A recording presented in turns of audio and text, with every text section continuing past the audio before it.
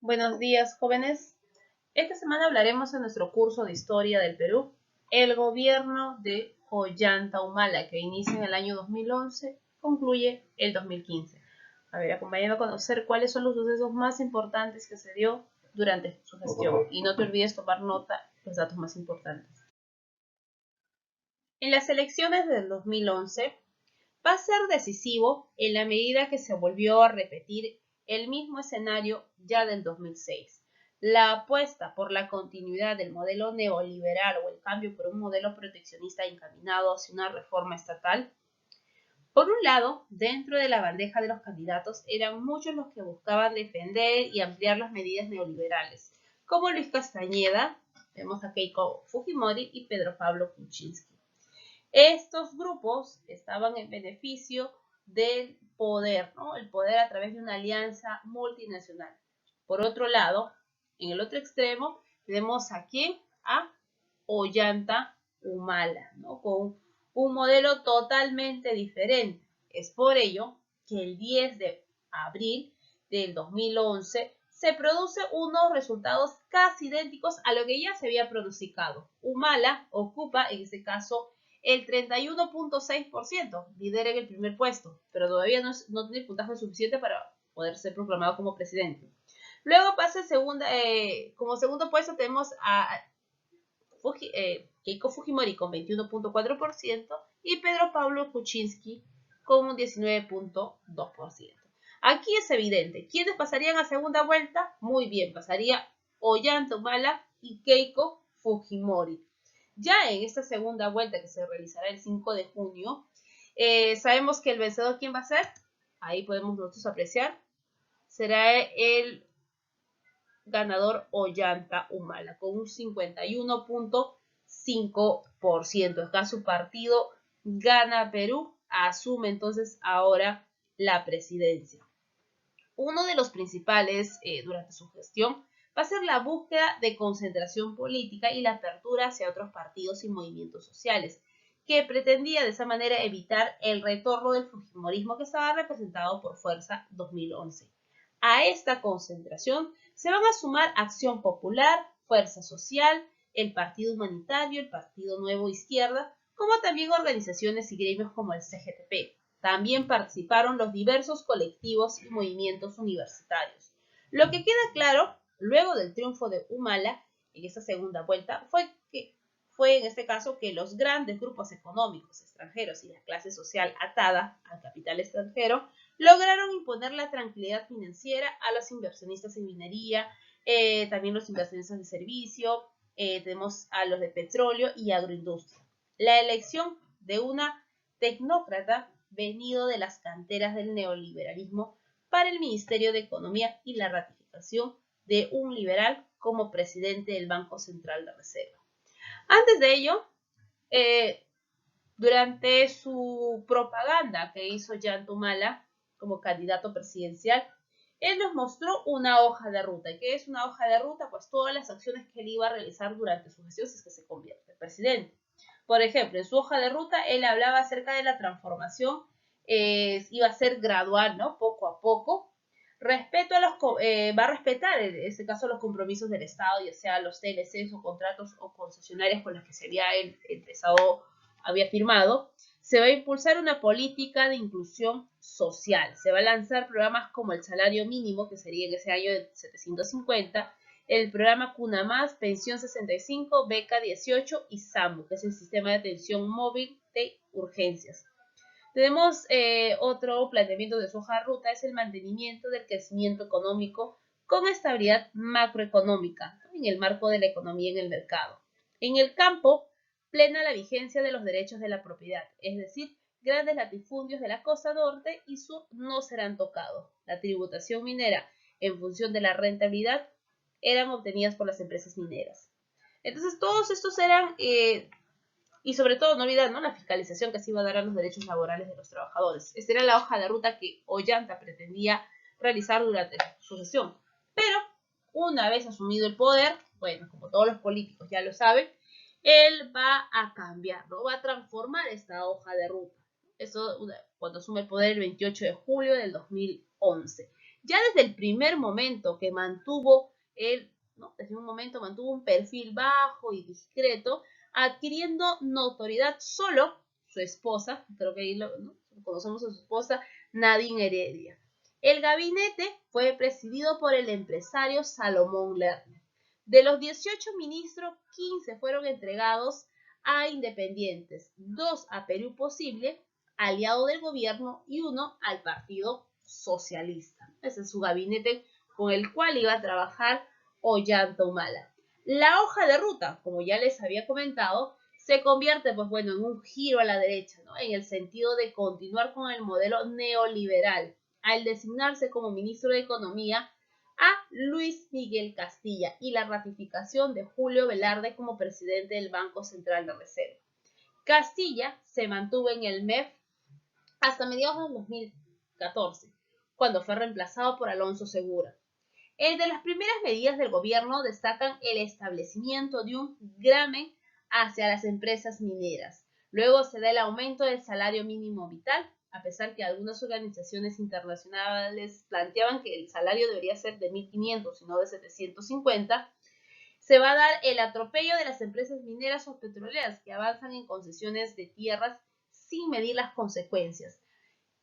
Todo esto, además se va a dar la creación del Ministerio de Desarrollo de Inclusión Social, llamado MIDIS, cuyo objetivo es convertir en el órgano rector de la política orientadas al desarrollo de inclusión social, o sea que toda la población en el Perú forme parte de los beneficios que el Estado va a brindar, ¿no? Y aquí, como sabemos, se va a dar el primer escándalo durante su gestión. Los programas sociales fueron uno de los emblemas del gobierno saliente. ¿Cómo funcionaron Caliwarma, Cunamás o Pensión 65 en los 5 años de Ollanta Humala? ¿Qué aciertos y controversias se enfrentaron?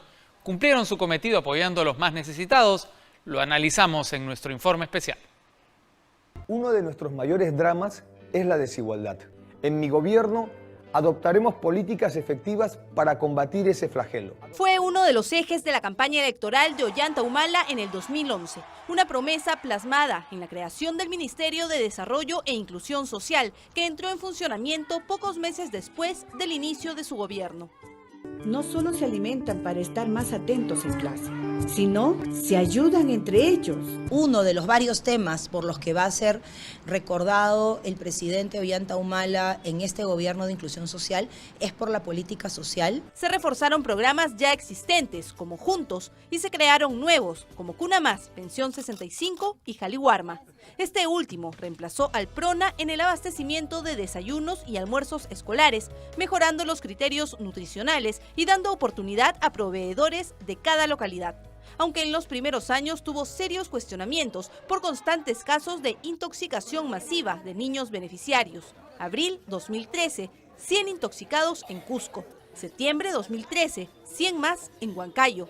2014, en Lambayeque, 170 niños intoxicados. El reto del primer año fue arrancar con 2,5 millones de chicos, 2,600,000, y la logística no era fácil.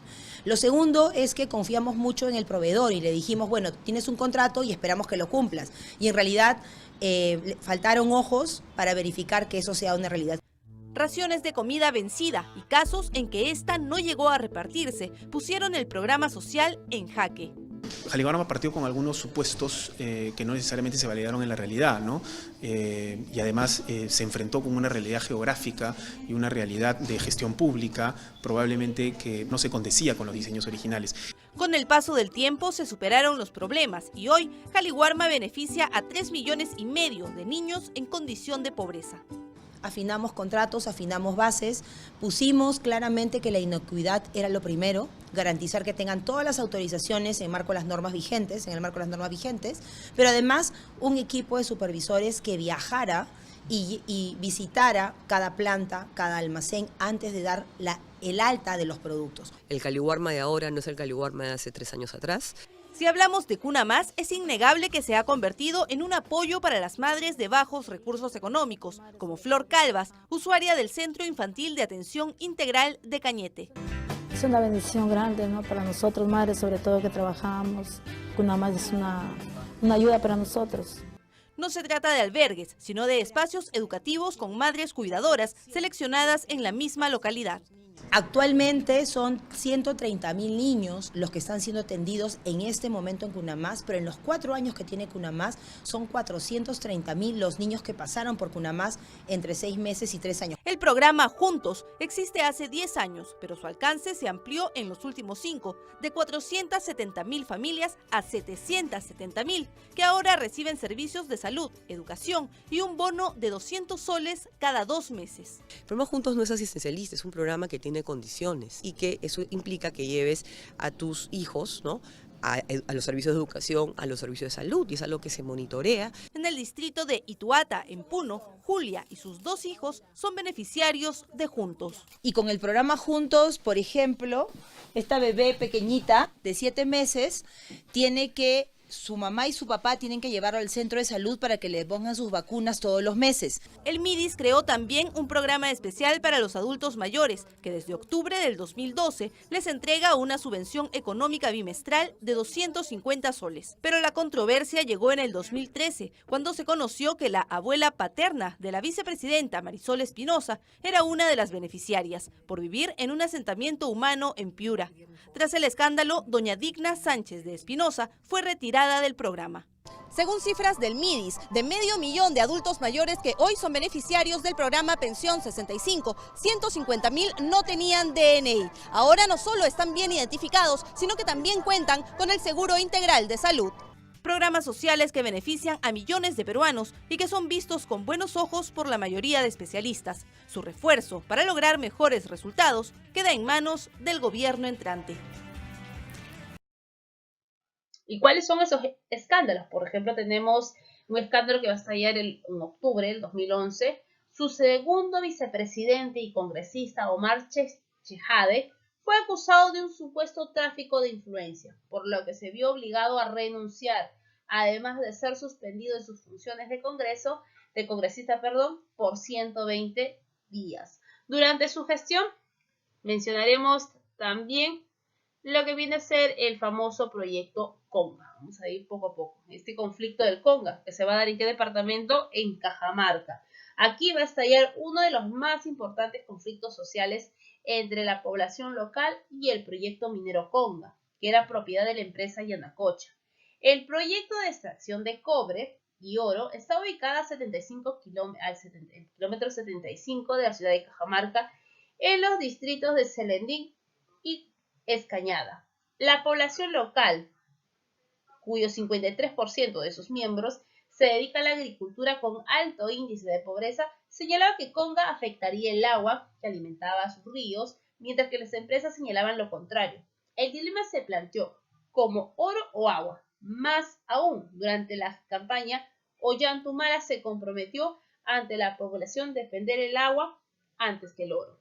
Las protestas contra el proyecto fueron lideradas por el presidente regional de Cajamarca, Gregorio Santos, del Partido Comunista Patria Roja. Y además tenemos al ex sacerdote y líder de la agrupación Tierra y Libertad, Marco Arana. Entonces aquí se va a armar un conflicto y se profundizó la expresión recurrente. ¿Conga va o no va? Esa era la pregunta. La oposición al proyecto aumentó a pesar de los esfuerzos fallidos del primer ministro Lerner. En noviembre de ese año se inicia una huelga indefinida contra el proyecto Conga, y es así que el 10 de diciembre de 2011 Lerner renuncia a la presidencia del Consejo de Ministros y de manera irrevocable. Este fue reemplazado por Óscar Valdés, un militar en retiro que representaba la línea dura opuesta al diálogo planteado por Lerner. El gobierno declara en estado de emergencia varias provincias. Cajamarca y las Fuerzas Armadas tomaron el control de la zona. El enfrentamiento llevó a la renuncia de Valdés, quien fue cuestionado también por establecer medidas represivas en contra de la población de Andahuaylas y Madre de Dios, y es así que el 23 de julio del 2012 fue reemplazado por el abogado, ahora Valdés fue reemplazado por Juan Jiménez, y durante su gestión se decidió suspender el proyecto minero Conga hasta la actualidad. Esta medida fue interpretada por una solución momentánea del conflicto social. Los sectores afectados al proyecto decidieron reelegir a su presidente regional y líder de la protesta, quien era Gregorio Santo, quien meses después fue acusado y sentenciado de delitos de corrupción. Otra obra importante tenemos el fallo de La Haya. Bueno, esto es el 27 de enero del 2014. La Corte Internacional de Justicia de La Haya dio a conocer la sentencia que resolvió la controversia marítima entre el país de Chile y Perú. En ella se estipula que el punto de inicio del límite marítimo entre Perú y Chile es la intersección del paralelo que cruza el hito número 1 por la línea bajamar de la frontera marítima. Sigue el paralelo que pasa sobre el hito número 1 hasta un punto situado hasta las 80 millas marinas de distancia.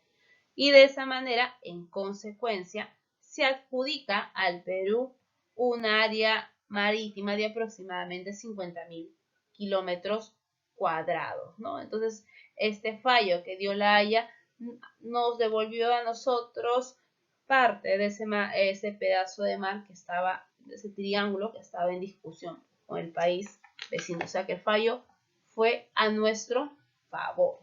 Luego tenemos la llamada Alexis. ¿Quién era Alexis, Humala y Moscú? Pues aquí, antes de que este caso que se le ponga la banda presidencial a Ollanta Humala, atravesó también otros escándalos, como viene a ser los medios de comunicación informan que el hermano del presidente Alexis Humala se encontraba en Moscú haciendo negocios con el gobierno ruso, sobre todo tratos bilaterales, ¿no? Como operaciones gasiteras, pesqueras y turísticas, pese a no ser parte del gobierno ni del cuerpo diplomático. Pues no, lo adecuado hubiera sido que se envíe una comisión para tratar de solucionar esos inconvenientes, pues, ¿no? Y recuerda que todavía ni siquiera Ollanta Humala había juramentado como presidente por el Congreso y ya su hermano empezaba a hacer diligencias.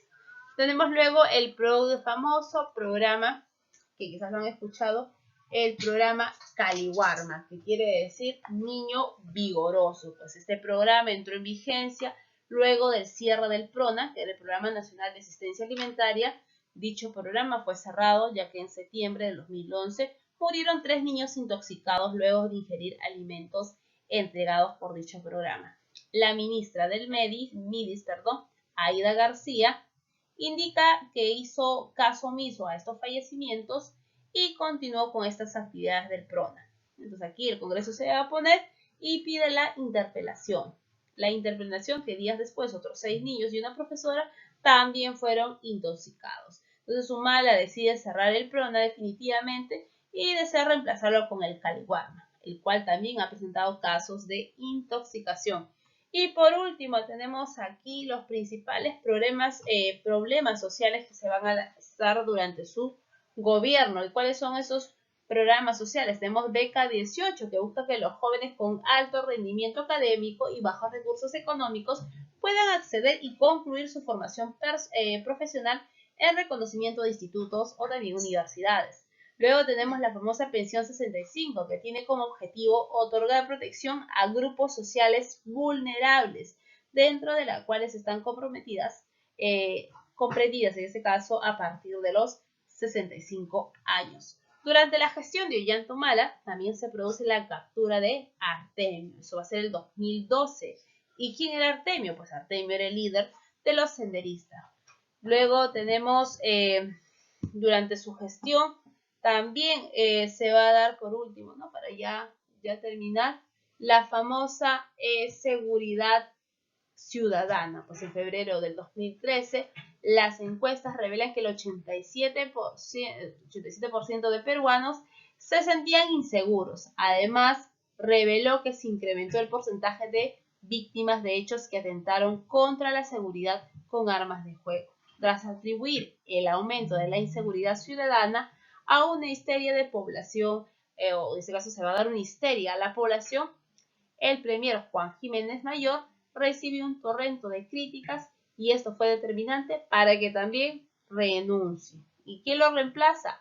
Lo reemplaza el presidente regional César Villanueva. Ok, jóvenes, entonces no se vayan a olvidar este caso de repasar y estudiar para